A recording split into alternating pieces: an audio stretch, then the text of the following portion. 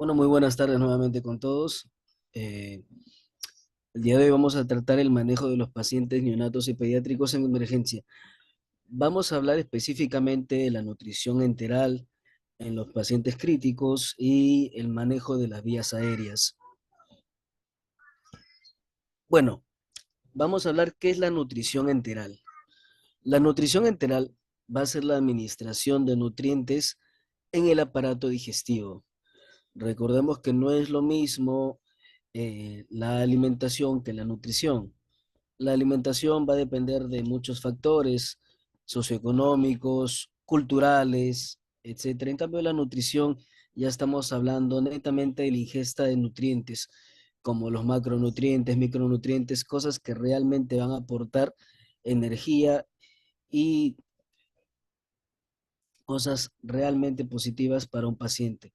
Más aún cuando nosotros tenemos en cuenta que en hospitalización, pues, requerimos que el paciente esté más fuerte por los medicamentos que se le está colocando, por los procedimientos que se le vienen haciendo, etcétera.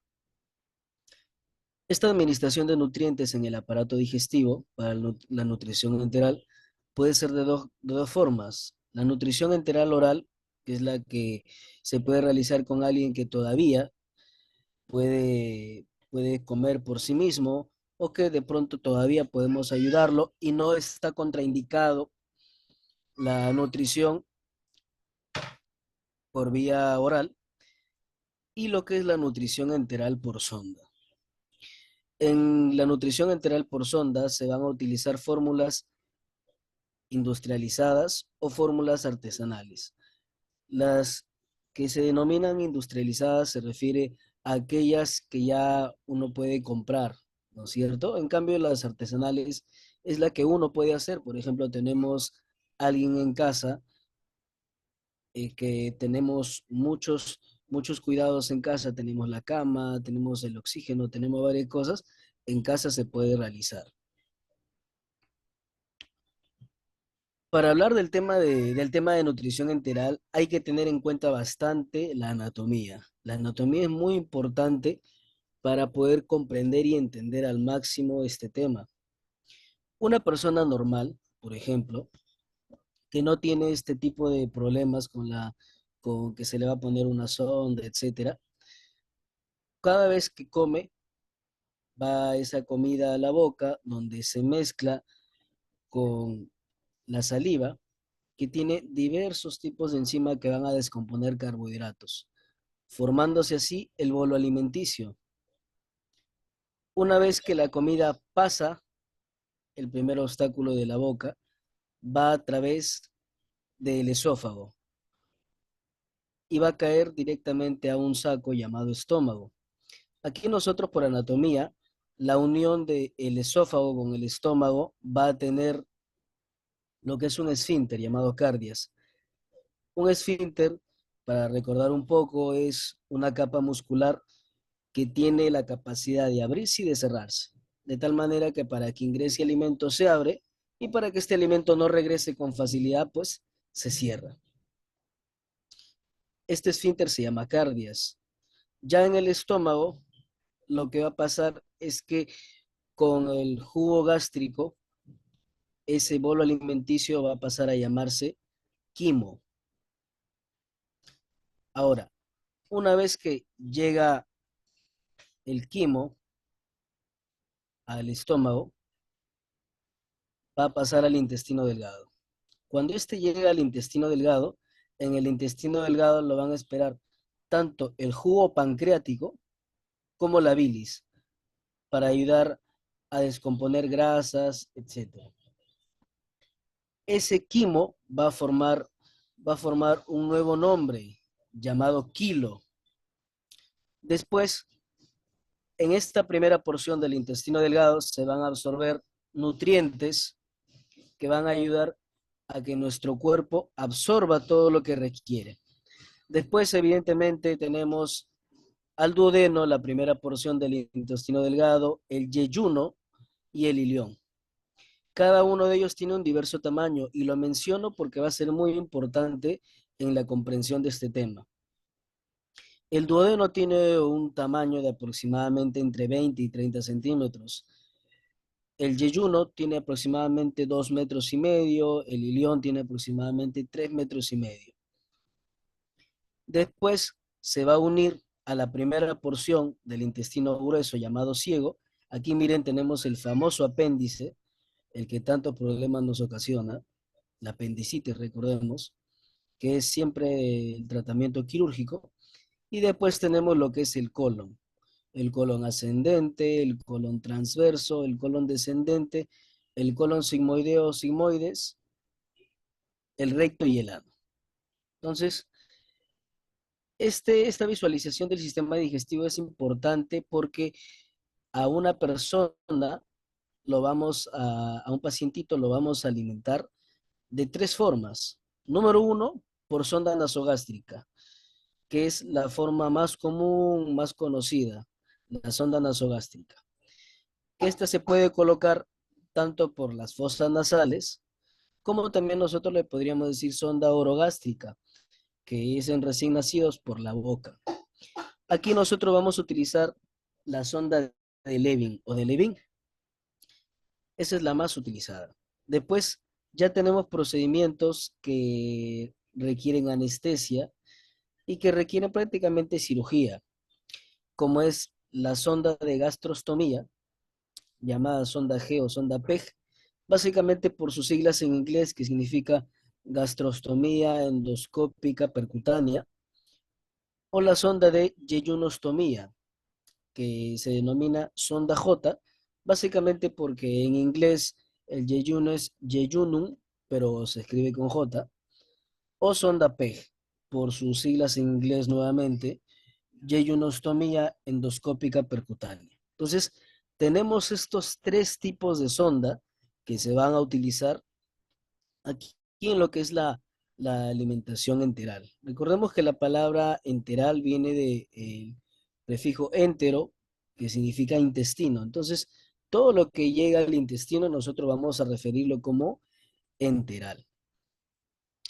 Aquí tenemos imágenes de las ondas. En la parte superior podemos ver la sonda de Levin, que es la más común, la que hemos visto todos durante nuestra época de estudio, la sonda nasogástrica de Levin, que tenemos diversos calibres y también saber que las ondas se miden su diámetro, es decir, su grosor, en unidades French o unidades Charrier. Así se miden el largo y el grosor de las ondas, ya en unidades French o en unidades Charrier. Eso básicamente se utiliza para todo lo que son equipos biomédicos cilíndricos, como este tipo de sonda nasogástrica, como es por ejemplo la sonda vesical, etcétera. Aquí a mi izquierda tenemos lo que es la sonda de gastrostomía, que aquí ya básicamente por una incisión a nivel abdominal y mediante endoscopía se va a realizar este procedimiento.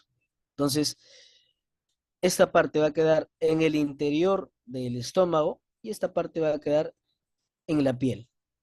En el intermedio tenemos básicamente lo que sería el cuerpo del paciente. Y por este lado nosotros vamos a alimentar a nuestro paciente.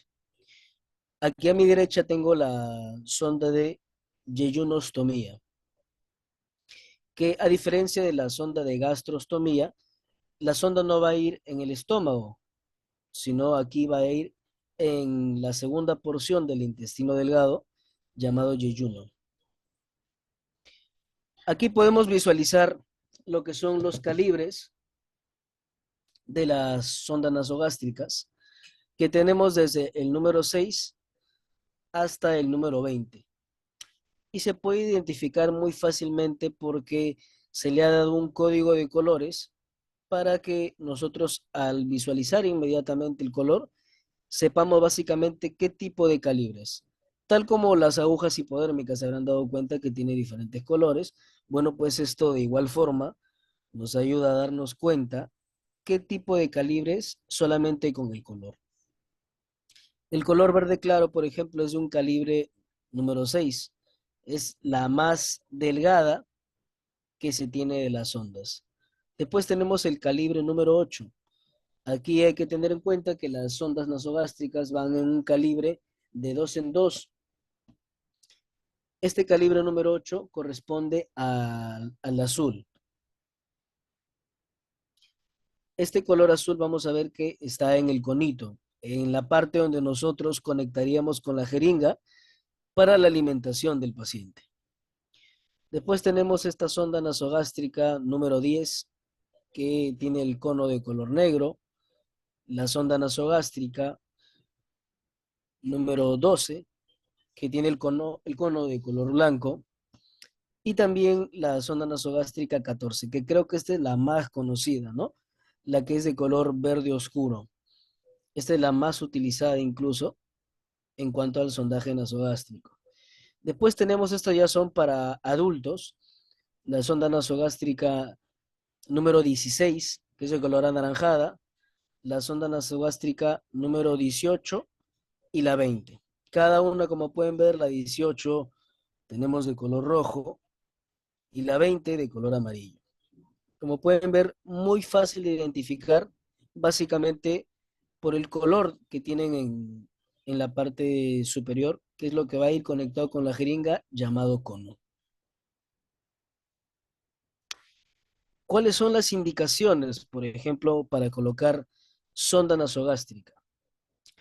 Bueno, para colocar una sonda nasogástrica debemos saber que es cuando tenemos un paciente inconsciente, que la primera opción siempre va a ser la sonda nasogástrica, al menos que haya otra contraindicación, como por ejemplo de pronto fractura de los huesos faciales. Ya sería un poco más difícil hacer ese procedimiento. Cuando el paciente se niega a comer, muchas veces tenemos pacientes que se niegan a comer, no quieren, dicen que no quieren vivir, etcétera. En caso de náuseas y vómitos frecuentes, alguien tiene náuseas y vómitos frecuentes, evidentemente no van a probar bocado porque inmediatamente lo van a rechazar. También cuando hay lesiones en la boca, si hay lesiones en la boca no va a poder tener una nutrición vía oral. Entonces, en esos casos vamos a requerir nosotros un sondaje nasogástrico. Para colocar la sonda de gastrostomía, la PEG, recordemos que esto significaba gastrostomía endoscópica percutánea, es decir, la sonda de gastrostomía, aquella que les mencioné que iba mediante una endoscopía directamente hacia el estómago del paciente. A diferencia de la sonda nasogástrica, que como recordemos, iba desde la nariz hacia el estómago, esta va mediante una incisión directamente hacia el estómago. En este caso, las indicaciones son cuando hay un cáncer esofágico, cuando hay ictus, que es el término actual para el ACV que le decíamos antes, el accidente cerebrovascular. En casos de radioterapia, no en todos, evidentemente, hay personas que tienen radioterapia y pueden comer vía oral, no hay ningún problema. Y en el caso de quemaduras, las indicaciones para la sonda de yeyunostomía, que recordemos que le decíamos PEG. ¿Por qué? Porque son siglas en inglés que significan yeyunostomía endoscópica percutánea. Al ser en inglés, por eso es que está las siglas al revés. Esto se indica cuando hay lesiones a nivel digestivo. Cuando hay lesiones a nivel digestivo, evidentemente ya la sonda de gastrostomía ya no es tan factible. La sonda nasogástrica tampoco, porque el alimento va a llegar a ese nivel y pues si hay un daño, hay lesión ahí, va a ser muy complicado. Recordemos que si bien es cierto, cuando yo me alimento, por eso era muy importante la parte de la anatomía, cuando yo me alimento, el alimento va hacia el estómago, pero la absorción de nutrientes se da en el intestino delgado. La absorción de los nutrientes se da a nivel del intestino delgado. Entonces, es posible colocar una sonda en el yeyuno y que todavía haya beneficios, por supuesto, porque recordemos que a través de los cilios, a través de las vellosidades que tenemos en el intestino delgado, pues vamos a poder absorber todos los nutrientes y que sea igual de beneficioso que en otro procedimiento. En caso de obstrucciones, en caso de obstrucciones también va a ser indicado esta colocación de la sonda de yeyunostomía. En caso de pancreatitis, aquí quisiera regresar para explicar el tema de la pancreatitis en la parte de anatomía. Aquí está. Miren, como bien decía, esto es el esófago, esto es el estómago, pero tenemos aquí una primera porción del intestino delgado que se llama duodeno. Este duodeno, en su forma cóncava, lo que va a hacer es va a alojar al páncreas, que es un órgano en forma de lengua, que tiene cabeza, cuerpo y cola, que está por detrás del estómago. ¿Qué sucede aquí?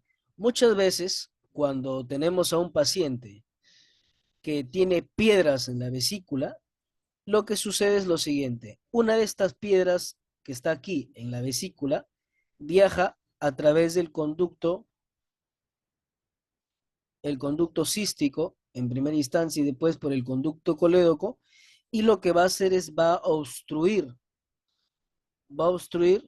lo que es la ampolla de váter. La ampolla de váter va a ser el orificio por donde va a ingresar tanto la bilis como el jugo pancreático, para que tenga en contacto con el quimo y ese quimo se transforme en quilo. Entonces, cuando una piedrita, cuando una piedrita de la vesícula viaja a través de los conductos pancreáticos y obstruye la ampolla de váter, normalmente está obstruyendo dos conductos cuando llega ahí. Está obstruyendo tanto el conducto de la bilis, que es el colédoco, y está obstruyendo el conducto de Wirsum, que es el conducto del páncreas. Al obstruir eso, el resultado de esa obstrucción es la pancreatitis. Y aquellas personas que han tenido cálculos y les han retirado, les habrán dicho el peligro de la pancreatitis, ¿no? Entonces, a esa parte quería regresar. Aquí podemos ver, aquí podemos ver el tema de la gastrostomía y la yeyunostomía.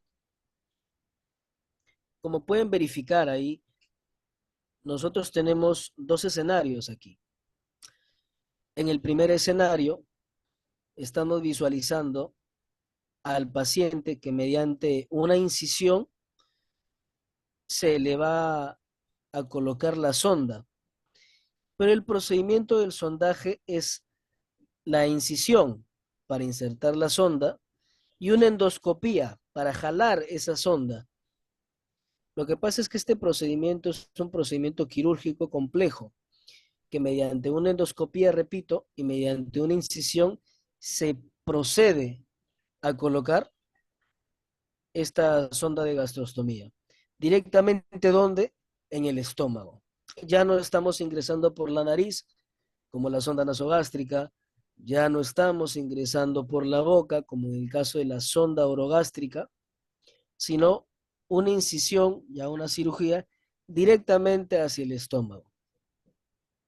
Y a través de ahí, con ya una jeringa en la parte exterior, en esta parte que se visualiza, ya nosotros podemos dar lo que es la alimentación, ya sea, como bien mencioné, por fórmulas industrializadas que se pueden comprar o lo que es fórmulas artesanales, es decir, licuar comida en casa.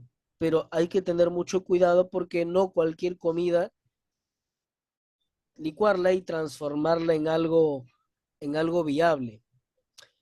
Hay que recordar que ya sea gastrostomía, yeyunostomía o lo que es sonda nasogástrica, hay que tener bastante cuidado porque el peligro aquí es obstruir la sonda, ¿correcto? El peligro aquí es la obstrucción de la sonda. Entonces, ¿qué va a hacer? Va a requerir un cambio de sonda. Para recordar también, por ejemplo, una sonda nasogástrica, de preferencia se debería cambiar cada 7 días. Cada 7 días se debería cambiar una sonda nasogástrica. Una sonda de gastrostomía podría cambiarse cada 4 a 6 semanas. Una sonda de yeyonostomía, lo mismo. Entonces, hay que tener en cuenta eso, que no todos los alimentos se van a poder introducir porque voy a licuar. No se me ocurre a mí, por ejemplo, agarrar un pollo a la brasa, licuarlo y pasarle a mi paciente. Porque lo que mencioné hace un momento, y era muy importante, era el tema de la nutrición. Aquí los alimentos que se le va a dar al paciente son incluso hasta pesados. Cuando digo pesados me refiero que se coloca en una balanza para darle la cantidad exacta de nutrientes que se requiere. Esto ha sido evaluado evidentemente tiene que ser evaluado siempre y supervisado por un nutricionista. Ahora, después de la alimentación, siempre es importante saber que se le debe pasar líquido. Líquido con el objetivo de hidratar al paciente. Si bien es cierto, la comida se licúa y es líquida, pero es algo espeso. Siempre se le debe pasar un líquido al finalizar la alimentación. Y esto repito, con el objetivo de hidratarlo y con el objetivo importante de lavar los restos de comida que hayan podido quedar en la sonda, ya sea en la sonda nasogástrica, en la sonda de gastrostomía o en la sonda de yeyonostomía. Aquí tenemos en este caso la colocación de una sonda en el yeyuno, la segunda porción del intestino delgado. Recordemos la primera porción del intestino delgado es el duodeno, esta parte en forma de C, como pueden ver aquí, que solo mide de 20 a 30 centímetros, es el duodeno. El yeyuno ya es una parte más larga, de 2,5 metros aprox, en la cual nosotros vamos a colocar la sonda directamente ya al yeyuno. Aquí, a diferencia de la gastrostomía, que se podía inflar con balones, aquí básicamente lo que se hace es se sutura y una vez que se ha ingresado a lo que es el yeyuno, la sonda ingresa 20 centímetros aproximadamente en el interior del yeyuno y se realiza una sutura para asegurar la sonda durante esas 4 a 6 semanas. Esas 4 a 6 semanas es un promedio. Esa sonda puede estar bien cuidada 6 semanas, dependiendo, como decía, de los alimentos que se le esté administrando. Siempre será mejor, por eso se dice, las fórmulas industrializadas y también después el lavado de la sonda, que vuelvo y repito, es la colocación a través de una jeringa de líquido que va a ayudar a lavar los restos que queden en la sonda y así evitar obstrucciones. Debemos saber también que para la nutrición enteral, esta es una fórmula, por ejemplo, industrializada, existe lo que son las bombas de nutrición enteral. Existen las bombas de nutrición enteral, así como existen las bombas de infusión, ¿no es cierto? Que se pone el suero fisiológico, la dextrosa, el lactato de Ringer. También nosotros podemos utilizar lo que es esta bomba de nutrición enteral. ¿Ya? Entonces, vamos a visualizar que es muy parecida a lo que es este tema de una bomba de infusión convencional. Quiero recordar aquí en esta parte cómo era la colocación de una sonda nasogástrica. Recordemos que esa es la parte en que más va a participar el enfermero técnico, el técnico en enfermería. Tiene que saber los materiales, tiene que saber el paso a paso, etcétera. Y para eso es importante, como siempre menciono, el tema anatómico, ¿no? El tema anatómico básicamente lo es todo. El tema anatómico nos ayuda a comprender el porqué de las cosas, hasta dónde realmente imaginarte, hasta dónde introduces etcétera, etcétera, etcétera. Hay que recordar que para una sonda nasogástrica, una sonda de Levin, lo primero que hacíamos nosotros, aparte de los EPPs, es la medición. Si bien es cierto, la sonda nasogástrica de Levin tiene unas líneas referenciales de medición, pero nosotros siempre debemos medir la sonda nasogástrica con el paciente, porque todos los pacientes son de diversos tamaños, entonces nunca va a ser una medida estándar. ¿Cómo debe ser la medición? La medición debe ser desde la punta de la nariz hasta el lóbulo inferior de la oreja. Desde el lóbulo inferior de la oreja, ahora, hasta el apéndice sifoides o el apófisis sifoides. ¿Dónde queda el apéndice sifoides? En este momento todos deben estar sentaditos. Yo les conmino a que puedan tocar,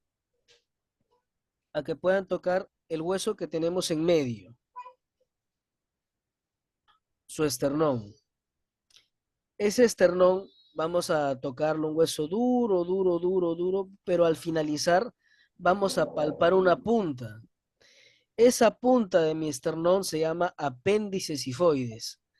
Nosotros vamos a medir imaginariamente desde la punta de la nariz hasta el lóbulo inferior de la oreja y desde el lóbulo inferior de la oreja hasta el apéndice sifoides. Si se dan cuenta, es como si formáramos un 7. Miren aquí, lo voy a hacer con esta pluma. Desde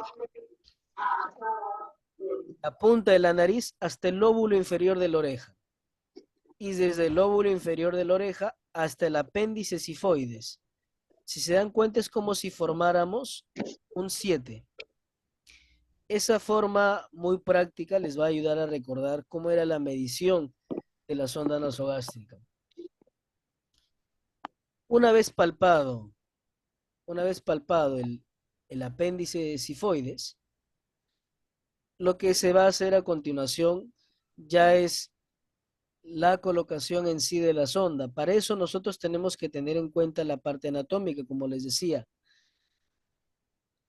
A la altura de la garganta tenemos el órgano de la fonación, llamado laringe, pero en esta parte se junta la faringe y la laringe. ¿Por qué? Porque la faringe participa en dos sistemas, en el sistema digestivo y en el sistema respiratorio.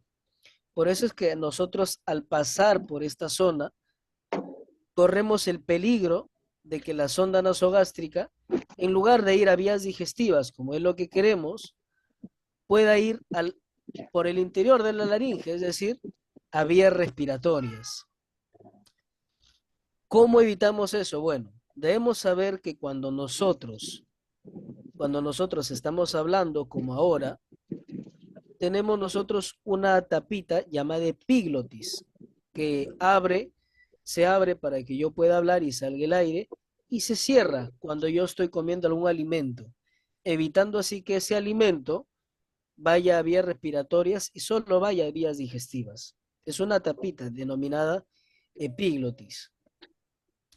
Entonces lo que nosotros debemos buscar es deglutir algo, porque ya hemos dicho que cuando deglutimos, ese epiglotis, que es la tapa de ingreso de la laringe, es decir, de vía respiratoria, se va a cerrar. Y es por eso que nosotros quedamos un vaso de agua tibia para que el paciente degluta, en tanto nosotros estamos insertando la sonda. Mientras el paciente deglute, las posibilidades de irnos a vías respiratorias son mínimas, porque al deglutir estamos cerrando lo que son vías digestivas y solamente queda expuesto la... Estamos cerrando vías respiratorias, perdón, y solamente queda expuesta vías digestivas. Una vez que nosotros hemos insertado la cantidad que hemos medido de sonda nasogástrica en esta medición en forma de 7, que podemos ver aquí, vamos a proceder a comprobar antes de asegurar la sonda, antes de fijarla, vamos a asegurarnos que ya estemos en estómago y que no estemos en vías respiratorias. Yo les digo algo, Normalmente se dice que nosotros debemos comprobar insertando el extremo distal de la sonda nasogástrica en un vaso con agua, en el vaso con agua que le dimos a nuestro paciente. Pero créanme que la mejor comprobación es la visualización del paciente. Si al paciente tú lo ves tranquilo, no lo ves con disnea, es prácticamente un 95% que no estás en vías respiratorias. Igual por un tema de protocolo, nosotros insertamos el extremo distal de la sonda nasogástrica en el vaso con agua que le quedó al paciente. Si yo veo burbujitas, eso quiere decir que estamos en vías respiratorias, que no estamos en vías digestivas. Entonces, lo que, Ahorita, lo que hacemos es que nosotros ahorita. retiramos la, retiramos la sonda nasogástrica. No podemos continuar mientras estemos en vías respiratorias. ¿Correcto? No podemos continuar mientras estemos en vías respiratorias. Si es que no visualizo que no sale ni una sola burbuja, quiere decir que estoy en vías digestivas. Aquí hago la segunda comprobación, que es conectar una jeringa al extremo distal de la sonda nasogástrica al cono. Al cono hay que recordar, el cono era este. El cono era esto. A ver, voy a colocar aquí la pluma. El cono era esto. El cono era, el cono era esta parte de color verde que podemos visualizar aquí. Entonces, ahí yo voy a conectar una jeringa. Y lo que voy a hacer es aspirar con la jeringa. Y si estoy bien ubicado en el estómago, voy a visualizar contenido gástrico. Muchas veces pasa que no estamos en vías respiratorias, sí estamos en vías digestivas, pero no sale contenido gástrico. ¿Esto por qué? Esto básicamente porque si bien es cierto, estamos en vías digestivas, pero no estamos lo suficientemente adentro como para llegar a alcanzar, o sea, para que la sonda contacte con el ácido clorhídrico que tenemos en el estómago y pueda así salir contenido gástrico. Si no hay nada que nos muestre que no está en vías respiratorias, porque no salió burbuja, porque el paciente lo veo tranquilo, con buena saturación, verificar la saturación, si es que fuera un paciente inconsciente, la saturación está muy bien, no hay cianosis y vemos que todo está bien y no hay contenido gástrico, lo que debemos hacer es empujar unos cuantos centímetros más esa sonda nasogástrica y comprobar nuevamente. Les aseguro que en esta ocasión va a darnos contenido gástrico. Posterior a ello, hay que recordar que ya nosotros vamos a proceder a fijar esta sonda nasogástrica. ¿Cómo la fijábamos? Bueno, colocando unas tiras de esparadrapo, ¿correcto? Que ahora incluso lo podemos hacer con el mismo Tegaderm, también se puede realizar, queda más bonito, más estético, pero con el esparadrapo es como normalmente se realizaba. Se pone una tira de esparadrapo en la nariz, se pone un pantaloncito sobre el puente de la nariz y se dobla alrededor de la sonda nasogástrica el esparadrapo, de tal manera que nosotros evitamos que esto pueda regresarse, que pueda tirarse con facilidad. El extremo distal, el cono de la sonda nasogástrica, nosotros lo podemos asegurar en el interior de la sonda, ¿correcto? De tal manera que evitamos el ingreso de aire. Hay que recordar que el ingreso de aire podría provocar gases, cólicos incluso a tu paciente, distensión abdominal, etcétera. Ya había mostrado este tema de la bomba de nutrición enteral, que era muy similar, como mencioné, a lo que era, una bomba de infusión convencional.